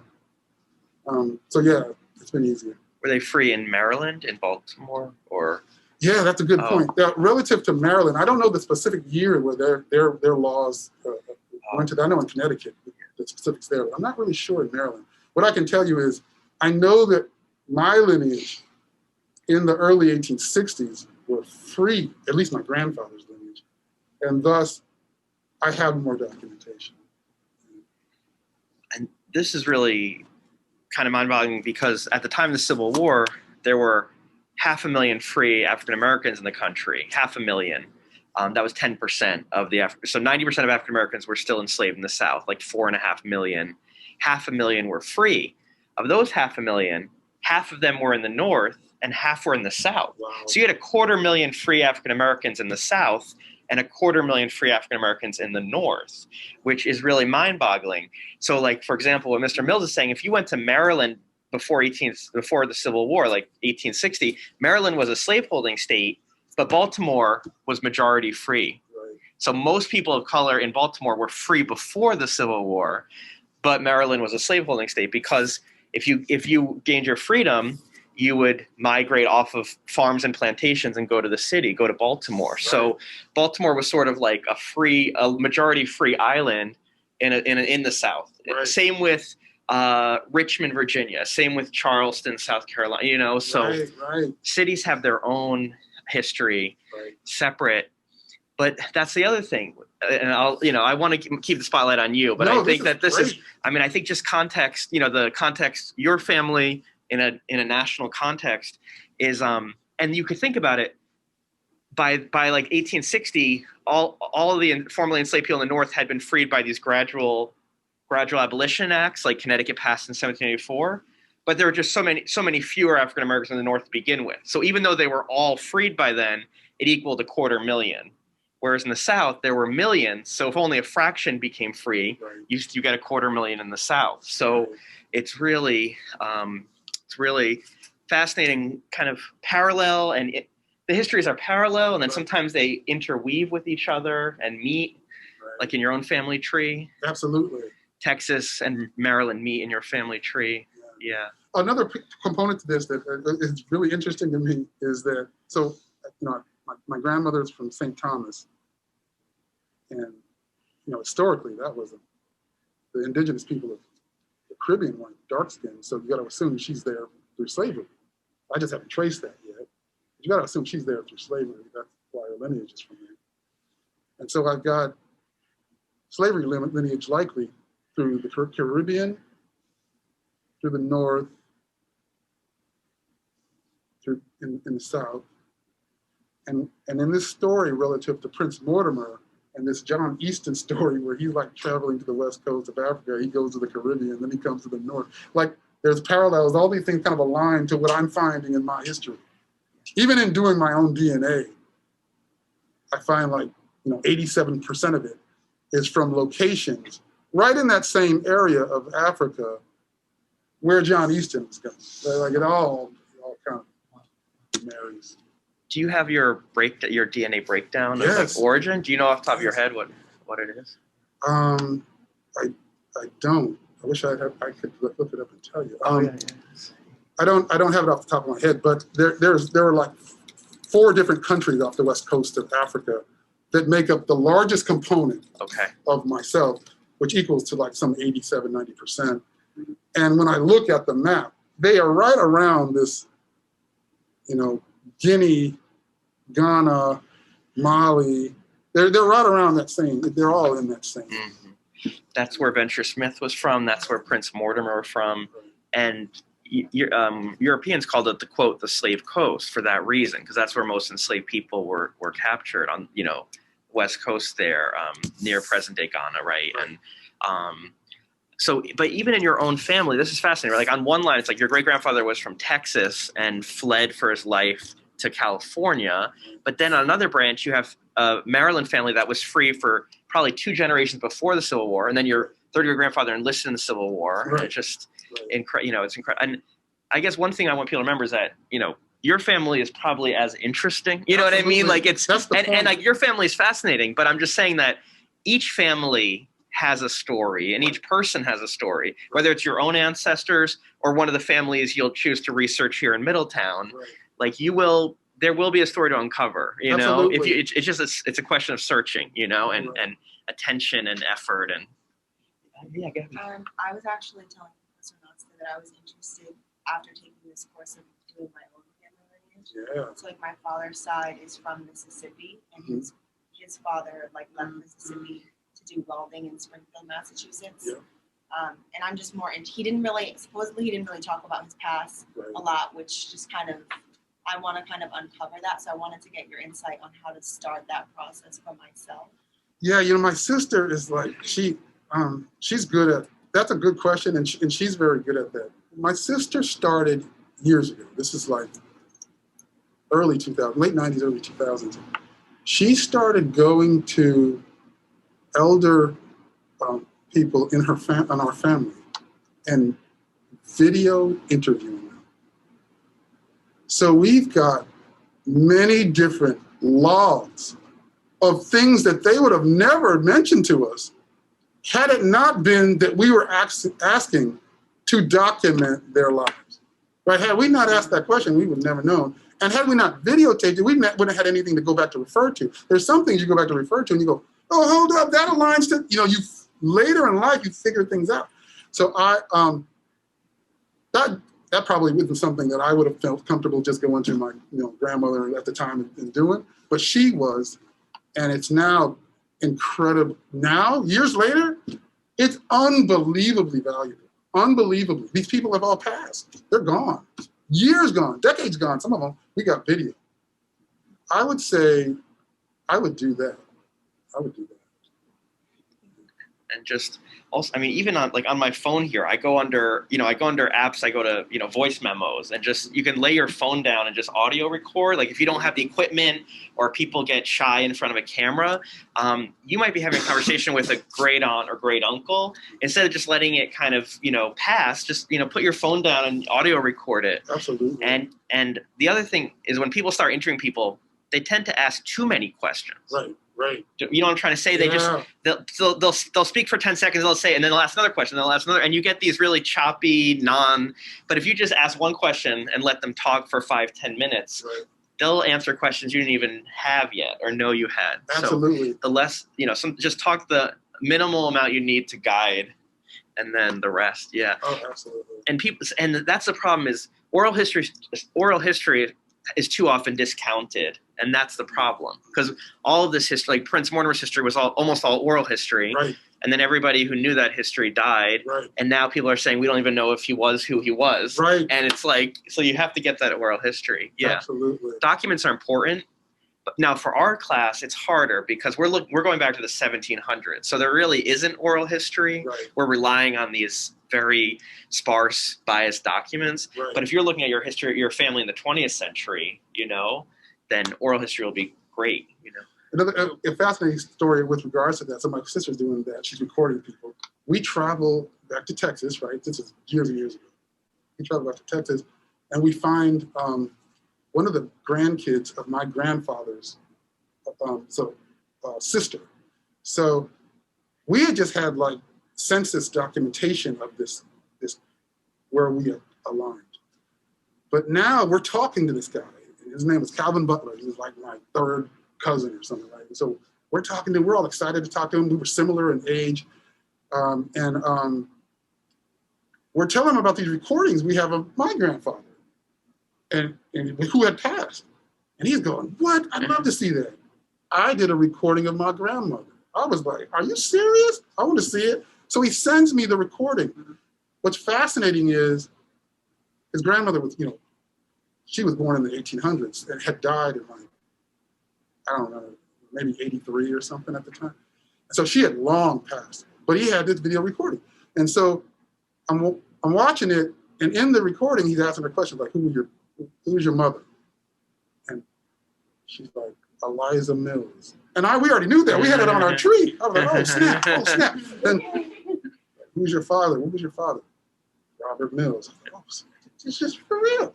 Well, who are your brothers and sisters? And she starts naming her brothers and sisters, and she gets to my brother Mylan. He moved to California. My father, my grandfather. So now I had video kind of aligning to what I was seeing, right? So yeah, I think that's a good way. It's pieces, right? It's Yeah. like there's that, like your grandfather's sister is like one puzzle piece Right. that was kind of lost or Right. waiting to be connected. Yeah. Right, absolutely. Yeah. Another interesting piece about this is that in doing all this research, you start to find you're tied to a lot of different things. Like learning that my great grandmother died of the flu pandemic of 1918 was fascinating. It's right there in her death certificate that she died of it in 1918. I'm tied to that. Or I learned that, which my parents never told me about, my grandmother never told me about, they were stationed in Cuba when Fidel Castro took over, and they had to be rushed out. The military, United States military, was rushing them out. I learned that. I didn't know that. In learning, like, through slavery, that we were tied to an Irish family by DNA now of people that fought in the Confederacy. Whereas on the other side, I have ties to people who fought in the Union. Like, they're just like, as Americans, we're just kind of all deeply entangled. Like, even if we don't know it, right? We're deeply entwined in every aspect, right? And that's been fascinating. Even Irish Confederate ancestry. Yeah. Yeah. Yeah. Which is Right. Yeah. Well, wait, any other questions, things you want to bring up before I jump in? And I agree with what you stated. Like, we all have this. This isn't specific to me. All of us have these stories. We just may not have researched them. And that's not to discount the fact, the importance of your own family or Absolutely how fascinating they not. are. But like, just another example, there's a book all about Michelle Obama's ancestry and how they went during the Great Migration, they went to Illinois. And it's like, it's a book because Michelle Obama was the first lady. It could, they could have gone to anybody, right. Any Black family and written an equally compelling story. Absolutely. It's just, that's just what I'm trying to illustrate here, Absolutely. that Michelle Obama gave the family mass appeal, but no more or less fascinating than any other family, Absolutely. Jess? Yeah. I feel like when you're doing this sort of research, a lot of the information is coming from accounts from slaveholders and white people in general. So what's the process of trying to kind of translate that into reality, or are you able to ever really, what's that like? That is incredibly difficult. I mean, that is the work, what you just described. Because as we talked about, in going to that Stanton Museum in Stonington, if I just read how the picture is painted in that, I lose the actual context from a Venture Smith perspective. His slave narrative told the real context. And so, yeah, that's a struggle. And so I think in some instances, I find myself just trying to take pieces and kind of more broadly think about, well, if these things happened, and if I can place myself in that position, what would my experience be? Like, you're trying to figure out like what it really would be, because you're right, it's often painted in a different way. So I don't know that I have a good answer for that. That is the struggle. And I think this is why he started doing what he was doing, because in school we didn't learn any of this. And the stories that we did learn are the common stories: Martin Luther King, Rosa Parks, Harriet Tubman. But we didn't hear about these stories. And so I think this is why he started this journey, so he can get it out there that these were just everyday people, just like me and him and, everybody. So he wanted to get those stories out there. And try to get to that context that you're asking about. That is definitely the struggle. That's a tough one. Oh. Yeah, I had a question about kind of the like roadblocks that you kind of get into regarding sources, and like more specifically, just when you go back in time enough to where the people you came from are like, we're living in a different country, how do you, what do you do? What did you do? Well, we haven't actually gone that far back yet. Hopefully we'll get there. To be honest, right now we're in such a struggle in many of the, and there's so many different pathways in life. We're in such a struggle in a lot of these, just once you get to the late 19th century, that we're just concentrating there now. For example, Ned Mills, we know he was born in Georgia in 1824. We know somehow he got to Texas. We also know he got to Texas sometime in the 1850s. And the only reason I know that is, shortly after the Civil War, they start mass registering Black people to vote. And so he's listed as registered to vote, like a year or two after the Civil War is over. And in that document, he says he's only been in Texas 10 or 11 years, which then makes me realize, oh, wait a minute. He may have still been in Georgia in the 1850s. In the 1850s, there's a historic event where I think it was called the Weeping Times, where there was a large slave cell, a huge slave owner. He had like hundreds of slaves, had gone bankrupt, and he had all these creditors, and he had to sell all of his slaves. And on one day on this racetrack, he advertised it for like months. And so people came from different states to this racetrack in Georgia.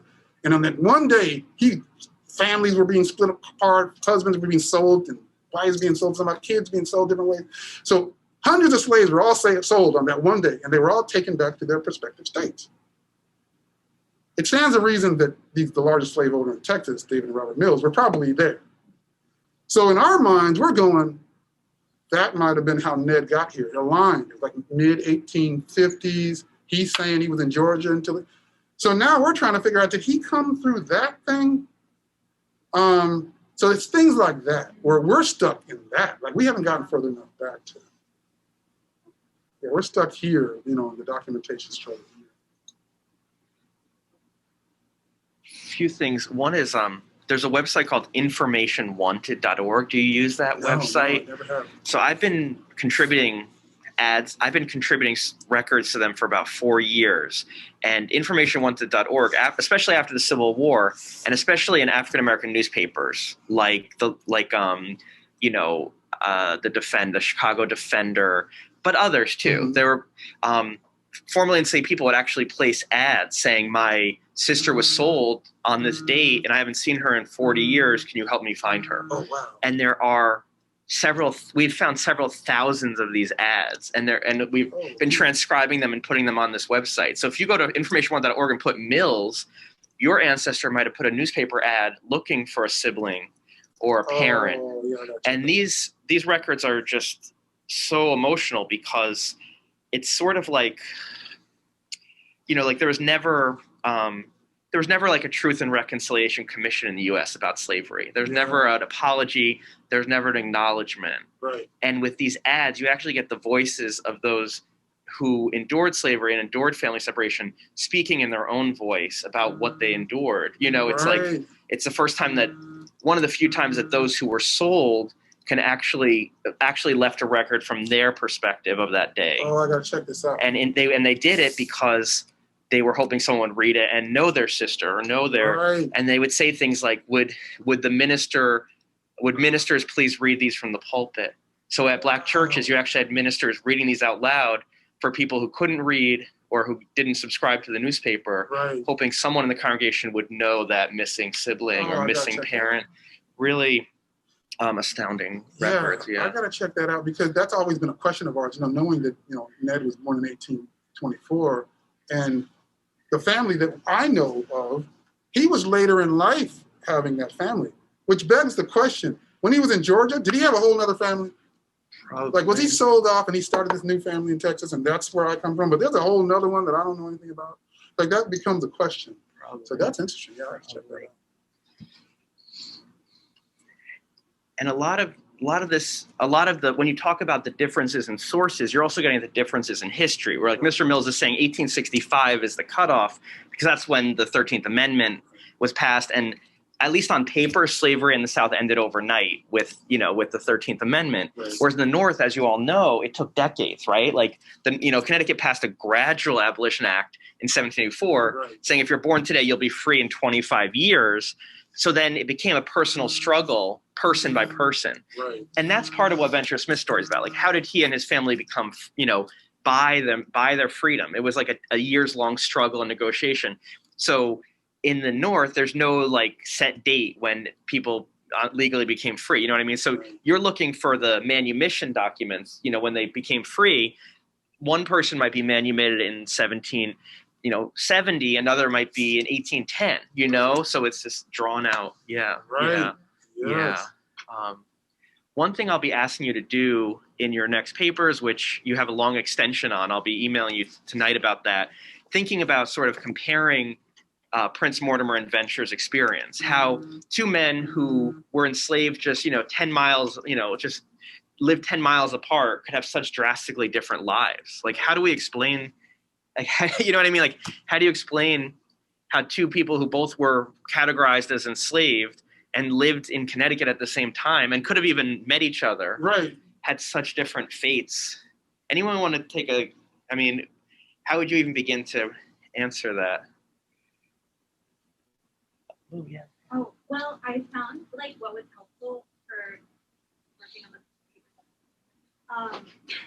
was like writing down just like dates on a sheet of paper and then going from there so I can see them all. It's not exactly a timeline, but it's a time sheet. And it really helps for contextualizing where and when things were happening, especially if they're happening at the same time and that hadn't been pointed out. Yeah, that's good. I'll help. I'll put on Moodle my own timeline of Prince and Venture Smith's lives and my own notes. So I'll put that on Moodle and email it to you. But it's great you're doing it on your own, especially because in the coming weeks when you're doing your own projects, like I won't have that timeline, for you. You'll be constructing yourself. One is just I have part of the answer is the arbitrary nature of enslavers' power, right? That Venture Smith's enslaver didn't have to free him, right? Venture Smith had to bargain and buy his freedom. And Philip Mortimer didn't have to free, and he didn't.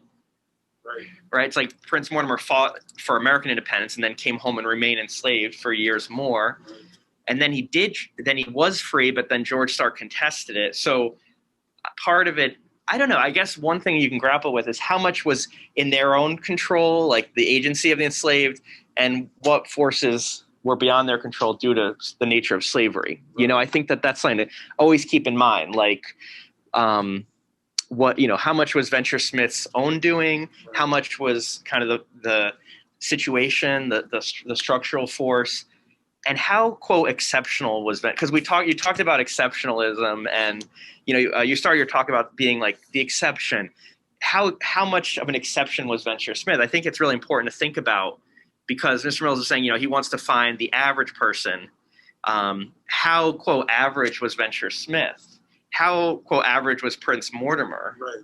Like, how do we, and Heather, you're like, who cares? Well, you're like, who cares about the average? Or, well, it's just sort of like asking how average is Jesse Nesto. How average? I'm pretty average. Yeah. A little under average. If everybody in this group sort of does amazing work in their own ways every day, so it's weird to assign like who is the average person, because they have infinitely complex lives. That's true. That's true. I'm going to change my word. Let's erase average and put representative. Representative. Yeah.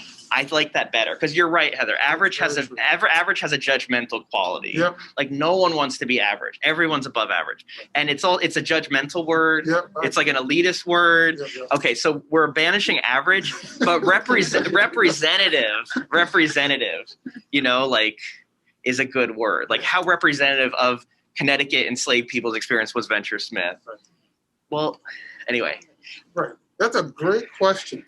And I don't know that I know the answer to that.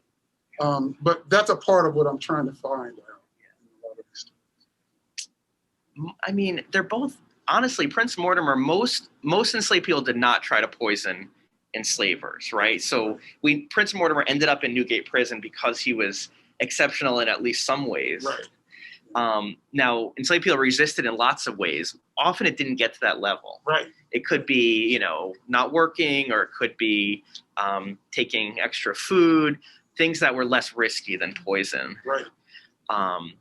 But I know Dennis Karen kind of questions whether or not that was an accident or not. oh, I don't think yeah. I haven't really questioned that, but I know Dennis questions. That's true. Questions.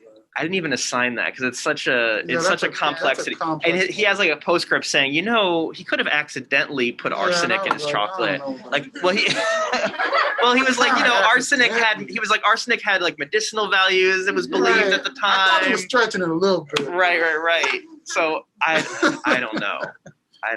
It aligned better, considering how the story played with Jack. Yeah. They tried to poison him. Yeah. And then the question of descendants. So like Mr. Mills is trying to find Prince's descendants. We know Jack Mortimer had descendants because Thurman Milner, his descendant, became the first black, you know, mayor in New England. And we read those chapters from his memoir last time, where he actually traces his lineage back to Jack Mortimer. Right. But Prince, that's the other. So like Mr. Mills is asking, was Prince a husband and father? And no one has asked that. Right. Because, and that represents how oftentimes enslaved people were sort of stripped from their family context, right? So I don't know if you want to speak more about that, but. Yeah, I mean, the narrative has been that, well, how could he have been a spouse? I mean, it's too ugly to have a spouse. Which is right? that's not convincing. You can't just be like, yeah. And so, but yeah, no, I was, I struggled with, to the question that the young lady asked earlier, when I looked at that documentation from Martha that said Amaryllis was Jack's daughter, and it said Silva was Jack's daughter, and it said Rachel was Jack's daughter. But there's no documentation anywhere that listed any of those three people as being Jack's daughter. That Silva and Amaryllis are listed in the will, but they're not listed as Jack's daughter. And I also found the church records when they were born, and in all of them, the parents are not listed, Jack or Sophie. But the only thing that is listed is as Philip Mortimer being their father, which I think that he's the owner. So it ends up looking like and being transcribed as Philip Mortimer's father. You can then question, you go, wait a minute, maybe he was one of their fathers. I don't know. But that speaks to your point. It's like they truly are kind of lost in this. Like, I mean, I kind of happenstance came up just because Martha is attempting to like deed property to get some type of information that aligns their kind of parental alignment. Without that, I wouldn't have even known that. Right. So yeah, I think a lot of the documentation around this stuff is tough. That's when And we had an extended conversation last week about whether Philip Mortimer had raped Sophie and those were the kids, because why did he leave them so much extra? Why did he apprentice them out? Right. And then that would explain why Jack was mad enough to burn the house down. Why is Jack so mad at you? If Sophie was his wife, right? Because there has to be that's a motive, right? Because Jack, you know what I mean? So yeah, and we were talking about white ancestry, and you're saying in your own family you have that history. Absolutely, yeah. And I was saying, like, Philip Mortimer, at least in local history, has been painted as, this successful merchant and, respectable and successful, et cetera, et cetera. Why, if Thomas Jefferson, and Sally Hemings and your great, why not Philip Mortimer? Why, you have to kind of question everything that was taught, all the lies and myths that were taught. And the story around John Easton takes me there too. It's like when I it's kind of in seeing how much Philip Mortimer was kind of giving to Jack and Sophie and to his slaves, and this thought that he just kind of lived in the latter days with just 11 or so slaves, and they were like his family, quote unquote. It's kind of painted in this clean kind of picture, but that's why the John Easton story means something to me. It's like, how clean can this be? If one of your good friends that's buried in your same tomb is like hard and fast enslaver and purchaser and trader of slaves, like, right? So yeah, who knows? What they could have been Philip Mortimer's kids. I don't know. And Philip Mortimer had to buy 17 people somehow. Right. You know what I mean? So he was engaged. And I was speculating last week that maybe Captain John Easton was a relative of Philip Mortimer's wife, because I don't know why else. I have to do that research. Why else he'd be right in the tomb with them? Right, but, I don't get that either. I don't know. Did you get your great grandmother's pension application? Yes. Okay. Yes. Okay. Yes. We have Now that's if you have Civil War veterans. Their applications are in D.C. Yeah. So that's another way to get their own voice. Like her voice would have been in the application, right? Like explaining how her husband was in the Civil War, and that's kind of a treasure. And that's where I saw like the denials. Like she was denied the pension a couple times. Wow. Getting back to Jess' question about sort of like the getting past the sort of whitewashed or myth history, like the lies and documents. I think I like that word struggle in the Stanton house that Mr. Mills used. And sometimes it was an emotional struggle or a psychological struggle. Sometimes it was physical, right? Like Venture's wife was attacked by the Mrs. Stanton, right? The enslaver, and they were and he was in a physical struggle with her, right? He threw that. There's like that famous scene where he threw that whip in the fireplace instead of letting his wife get hit by it. So I think when you're looking at these documents, it might be tempting to be like, oh, like an enslaver wrote this, let's just throw it out. But I think you have to look at what struggle was going on in the doc. You know, like what struggle does the document represent? You know, I think that's a better way to look at it. Because if you just say like, oh, well, we can't believe this because a white person or enslaver wrote it, you might get left with almost no records. You know what I mean? So you have to say, okay, like there's a struggle going on here. The white voice is 10 times louder in the document than the black person's voice, but we still have to think of it as a struggle. And you know what? Have you read that book Soul by Soul about the New Orleans, the slave trade in New Orleans? I'm probably, I don't give extra reading, but it's only like 3 pages. He kind of explains how he analyzes the sale of enslaved people and how he tries to look at it from the perspective of everyone involved. And like look at the agency of everyone involved, both enslaver and enslaved. And I think it's only 12 pages, and we'll read it in as a kind of guideline going forward. I think that might be helpful. Like, how does he tell the story of people who were being sold and who didn't leave their own records of that event? So and kind of how he explains how you do that. Yeah, and I emailed you this. We're looking at Jenny and Mark. Jenny was enslaved by the minister of the First Church here in Middletown. Yeah, that's right, yeah. And Mark was her husband. And back to Jess's question, we have this document written by Reverend Huntington's granddaughter 80 years later saying how Jenny and the family were so close and they were so friendly. And it's like, what do you do with that? Right? You're like you just like tear it up, because it's like, come on. So it's like the granddaughter of the enslaver is saying how friendly they were. I think it's a good source for understanding enslavers' attitudes. You know what I mean? Like, it doesn't tell you much about the enslaved, but I feel like those enslavers' attitudes, they're part of the story. Right. Like the story that enslavers told themselves shaped enslaved people's lives, right? Like they saw themselves as good, friendly people, right?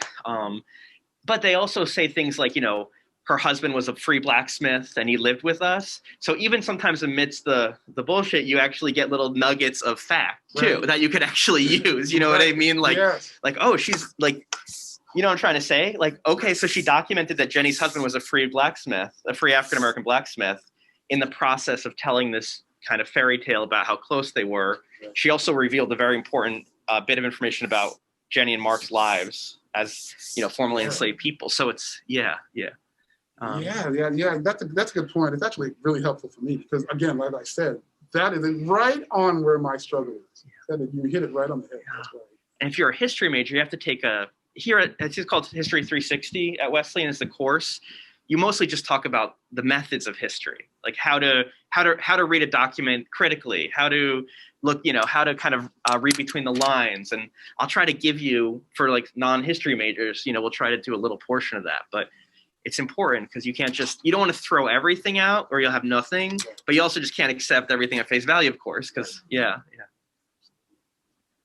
Stephanie, you've been fascinated with Amaryllis since you like her name, you like her. So I think at least now, it's early October. For the past month, the students have just been reading everything there is about slavery in Connecticut and Middletown. And then we're going to have fall break next week. Yeah. And then we're going to come back and it'll be 6 weeks of just their own intensive research. Right, okay. And sorry to scare you. And we'll be in touch about what your projects will be. I'm giving them suggestions. But I think 1 or 2 or 3 of you could focus on the Mortimer, the Mortimers, Prince, Amaryllis. And I think Amaryllis left and went to New York too. Yeah. They were out of Middletown. They were out. They drove. Yeah. So I think that, and maybe the 1 or 2 students who focus on the Mortimers, it would be great if you could compare notes and see if their research adds to the picture or if it's confirming what you already found. Oh yeah, that could be a really rich conversation, I think. Because we have great researchers right here, in this class. And then there are someone else would look at Jenny and Mark.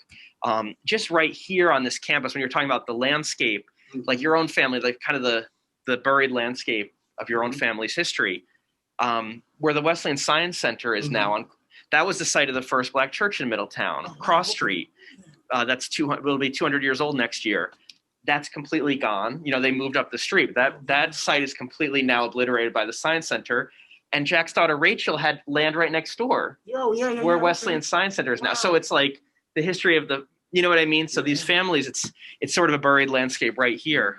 And when we went to the cemetery on Vine Street, I was showing the African-American section and saying, look, there's only 25 gravestones, but there's hundreds of people buried here.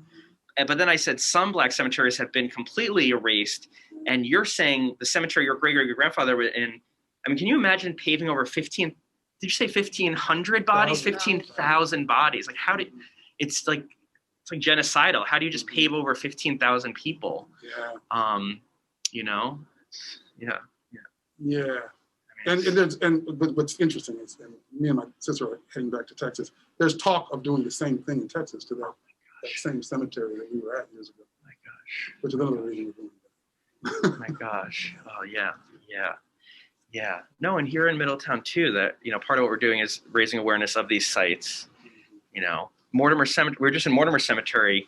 We were all saying how Philip Mortimer's tomb is really prominent, looks great, but no enslaved people's gravestones are visible. So you see it right here in Middletown too. But we only. Oh, any other? Yeah, Jess. I had just another thought. I want to hear your thoughts on what modern reparations might look like, and if you have thoughts on that.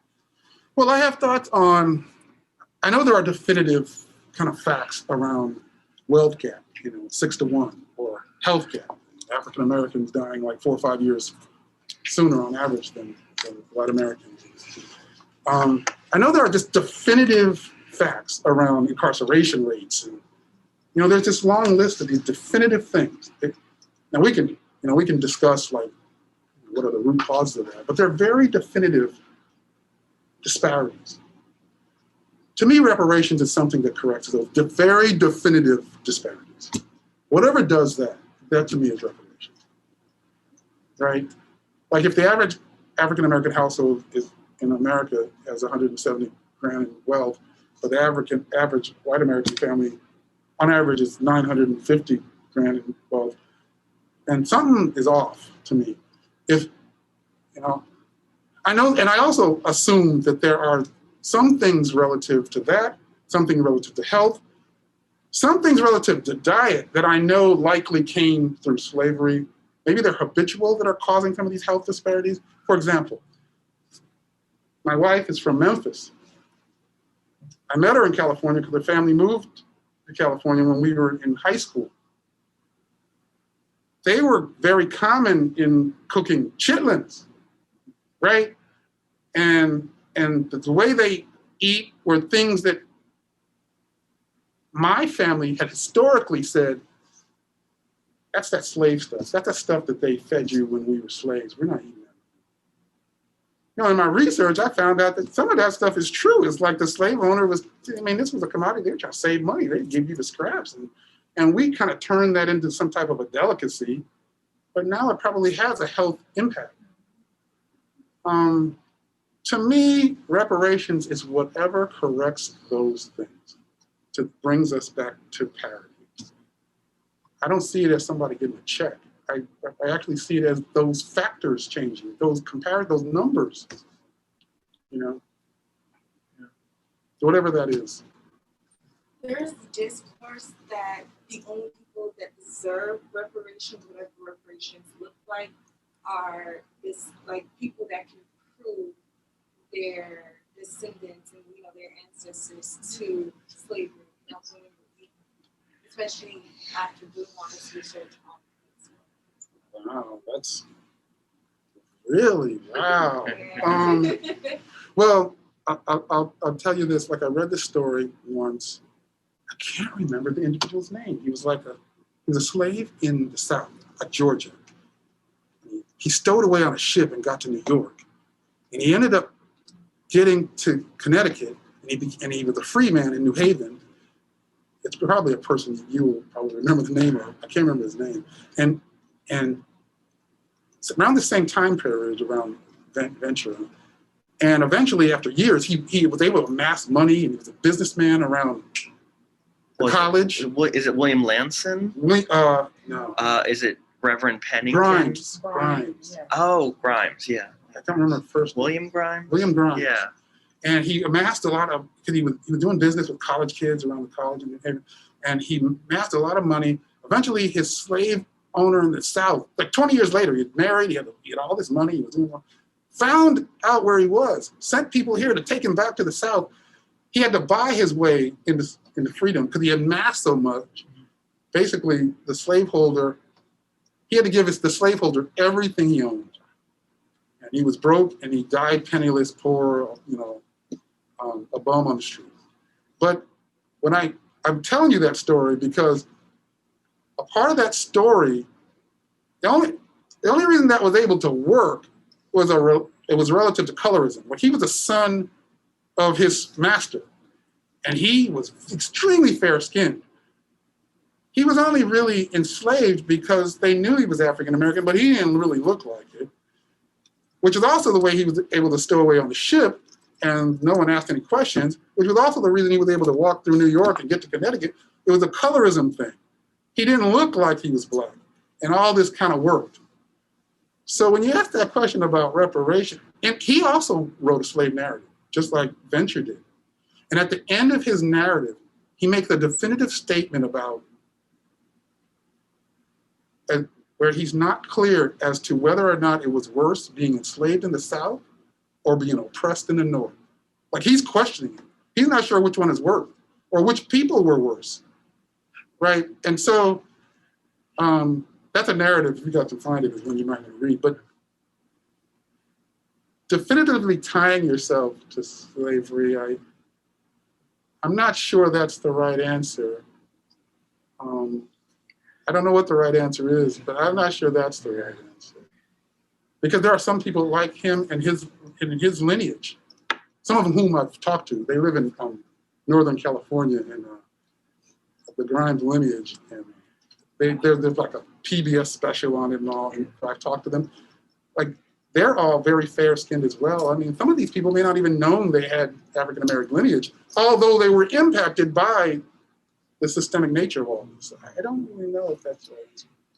Well, the thing is, I mean, it's like sometimes it's a way to shut down the discourse. Be like, okay, who gets the check? It's like, wait, you skipped 30 steps. What check? You know what I mean? It's like, you know what I mean? It's like people just will bring that up to shut down the conversation. That's not what you're doing. Right. I'm just saying it's sort of like, wait, hold on. Like, you're already nitpicking over who gets the reparations, and it's like you haven't done anything to actually. The same with, well, a couple of you were in like my course on prisons and mass incarceration. Right. And if you talk about prison abolition, people will be like, well, what about murders? Like, wait, well, what about the other 99% of incarcerated people? Like, why are you focusing on the tiny fraction that are murderers? It's a way to sort of narrow the conversation into nothing, you know? Right. I think it's a parallel situation where it's like, let me nitpick about this very specific case before you even had gone through the process, you know? Yeah, Heather. Well, it's also like the welfare piece, like trying to negate welfare based on conjecture of people like cheating the system. Yeah. It's nipping it. It's always like for whatever the it is. Yeah.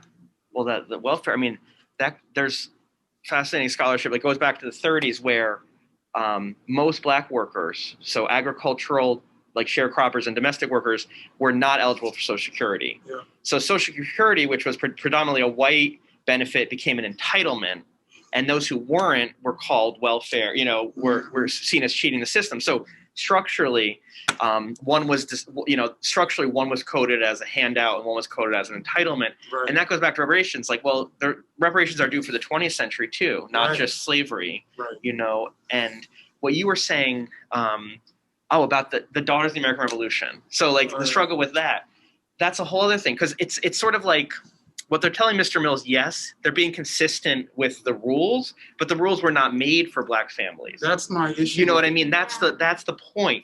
I mean, yes, technically they're being consistent. Right. But the thing is, to be in the Daughters of the American Revolution, you have to prove your quote lineage. Right. And by lineage, you have to line up all the documents going back to your, going back 8 generations or however many generations back to the Revolution. Right. And what Mr. Mill is saying was that enslaved people, when they didn't have last names or they were arbitrarily assigned names, and their marriages weren't valid, and it's like, how do you prove people who were intentionally made largely invisible, right? And that's and also this lineage idea. I mean, the DAR and their lineage, that's a product of the eugenicist era. That came out of the late 1800s when lineage had a very racial, eugenicist, overtone. It's like, good stock could prove their lineage. Everybody else was just you're just some Italian immigrant, or you're just, they didn't have lineages. Right. They had kids, know. So lineage itself is a eugenicist, racist term coming out of the 1800s. So it's like an artifact, so to say, well, you can't prove Prince Mortimer's lineage, it's because the concept of lineage as they're using it was invented by the descendants of the enslavers, It was, pedigree. To that point about, that's the part about Prince Mortimer's story that it feels just completely unfair to me, because of the struggle with regards to documentation. It was very intentional how they demeaned them. They didn't have surnames, they didn't document stuff. But now they're held to this standard when I'm trying to get him to be. For example, my grandfather, who was born in 1911, never went further than the 3rd grade. He was farming. Prior to him, his father was also farming. He never went to school at all. Prior to him was Ned, and they weren't allowed to teach a Black slave to anything. And so immediately after he's registered to vote, and imagine a literacy test some years later. Like, how fair would that be? Like, so that's how I see this Prince Mortimer. And what people need to remember is Jim Crow was a legal process. You know what I mean? Like, people think Jim Crow is the opposite of legal, right? Like, it's a criminal sort of, but no, Jim Crow was called election reform when it was passed. You know what I mean? Right, yes. So it's like saying you could only vote if your grandfather could vote before the Civil War, which is basically saying no Black voters. Right. But it was considered a reform to make sure unquote unqualified voters, you know what I mean? So that also make you really skeptical, right? When you realize Jim Crow was a quote legal reform when it was passed, and it sounded like quote good government and combating quote election fraud, right? That's how it was framed. Absolutely. Nobody said we're going to. Well, some people did, but we're going to disqualify all Black voters. Some people did. I shouldn't say that. Let's put it. Okay. If you were the governor of Mississippi, you might say we're going to disenfranchise all Black people. But if you were making your case before the U.S. Supreme Court, you wouldn't say we're going to disenfranchise all Black people. You'd say, well, we have to reform our election laws to make sure no disqualified. So they would kind of, depending on the audience, they might put a colorblind veneer on what they were doing. Yeah, I think we haven't even really talked about Venture Smith. We have about 30 minutes left. If you want to stay, you're very welcome. If you have to go, okay. But you all have to stay for 30 more minutes because Venture Smith's really important and we barely talked about him. So I want to make sure we cover what we have to cover about him. But thank you both so much. Oh, That was absolutely. thank you. Thank you. Thank you.